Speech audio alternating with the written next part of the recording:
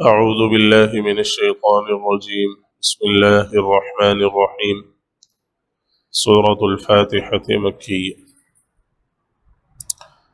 سورة الفاتحہ کے ناموں کا ذکر ہوا۔ اس کے بعد سورہ فاتحہ کے فضائل احادیث میں بہت سارے وارد ہیں، تو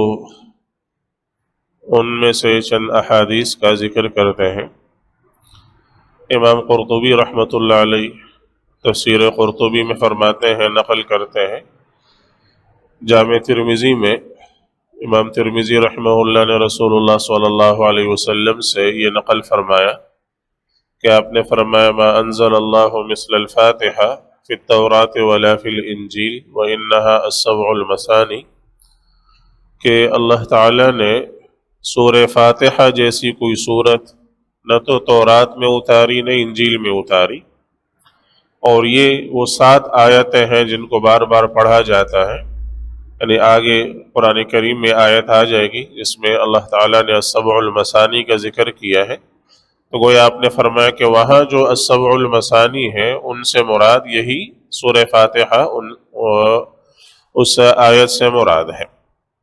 تو گویا اس جیسی صورت گزشتہ کتابوں میں سے کسی کتاب میں نازل نہیں ہوئی ہے، یہ وہ خاص اللہ تعالیٰ کا خزانہ ہے، وہ خاص اللہ تعالیٰ کی نعمت ہے جو اللہ تعالیٰ نے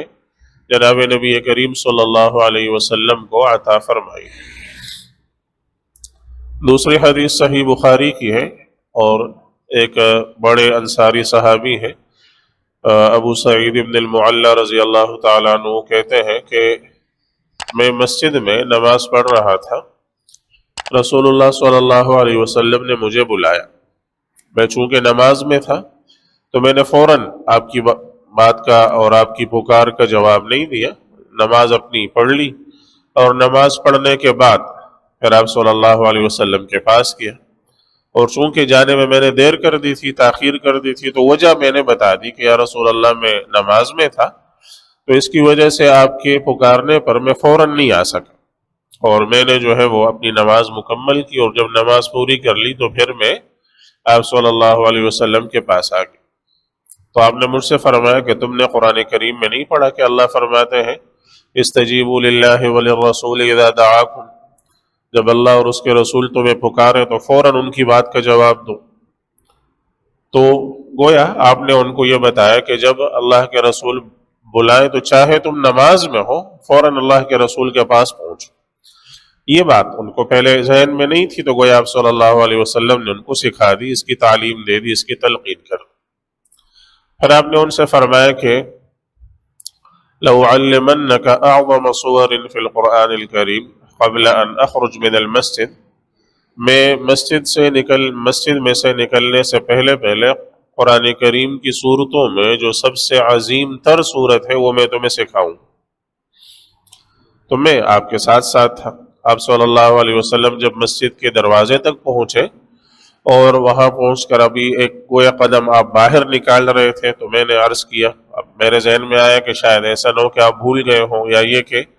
آپ صلی اللہ علیہ وسلم مسجد سے نکل جائیں، تو میں نے عرض کیا یا رسول اللہ آپ نے مجھ سے یہ فرمایا تھا کہ میں مسجد سے نکلنے سے پہلے تو میں قرآن کریم کی سب سے عظیم تر صورت سکھاؤں گا۔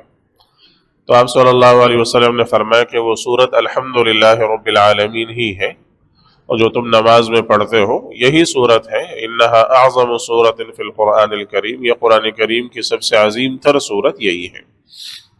تو اس سے گویا کہ اس کی فضیلت اور اہمیت معلوم ہوتی ہے کہ اللہ کے رسول صلی اللہ علیہ وسلم اس کو قرآن کریم کی سب سے عظیم تر صورت قرار دے رہے ہیں، اور جیسے پیچھے گزر بھی گیا اللہ تعالیٰ نے اسی بنیاد پر گویا اس کو قرآن کریم کی بالکل شروع میں رکھا، اس کو فاتحۃ الکتاب بنایا کہ اس کے ذریعے سے کتاب کی ابتدا ہوتی ہے،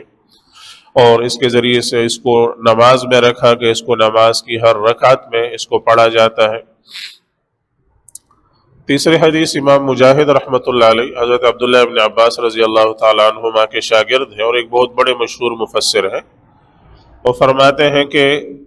رن ابلیس 4 رنات، کہ ابلیس 4 دفعہ رویا ہے، ابلیس ملعون جو ہے وہ 4 دفعہ رویا ہے،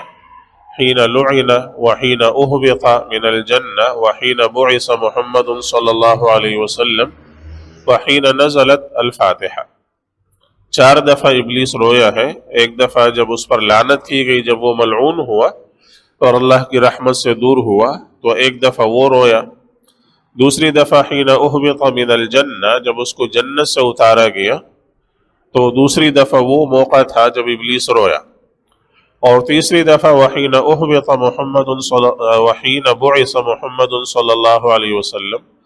جب رسول اللہ صلی اللہ علیہ وسلم کی بعثت ہوئی، آپ کو رسول بنا کر بھیجا گیا، تو تیسرا وہ موقع تھا جب ابلیس رویا، اور چوتھا وہ موقع تھا وحین نزلت فاتحۃ الکتاب، جب سورہ فاتحہ نازل ہوئی۔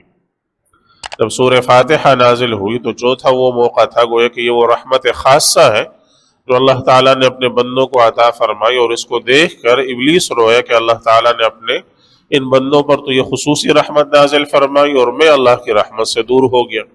میں گویا کہ اپنی اس بدبختی کی وجہ سے، ازلی بدبختی کی وجہ سے اللہ تعالیٰ کی رحمت سے دور ہو گیا، تو یہ دیکھ کر ابلیس رویا۔ تو یہ 4 مواقع تھے جس میں ابلیس رویا ہے۔